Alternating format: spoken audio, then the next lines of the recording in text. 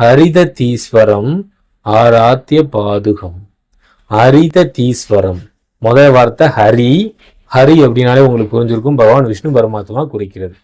ததி so அடுத்த வார்த்தை சரிங்களா. அந்த இல்லை அது ஹரித தீஸ்வரமும் சமஸ்கிருத வேர்டு. இதே நம்ம 3 பகுதியில பிரிச்சு பார்க்கிறோம்.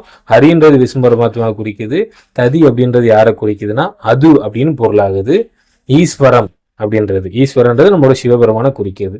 அதாவது விஷ்ணு பரமாத்மாவும் சிவபெருமானும். ஹரி அது ஈஸ்வரம் சரிங்களா. இதோட அர்த்தம் என்ன? விஷ்ணு பரமாத்மாவும் சிவபெருமானும் இணைந்து உருவானவரும் அப்படின்னு அர்த்தம் சரிங்களா. ஹரி அது ஈஸ்வரம், இதுதான் இதோட தமிழ் அர்த்தம். ஆராத்திய பாதுகம் அப்படின்றது. ஸோ ஆராத்திய அப்படின்னா என்ன அர்த்தம் அப்படின்னா அனைவராலும் பூஜிக்கப்படக்கூடிய அர்த்தம் சரிங்களா. பாதுகம் அப்படின்னா என்ன அர்த்தம்னா பாதங்கள் அப்படின்னு அர்த்தம்.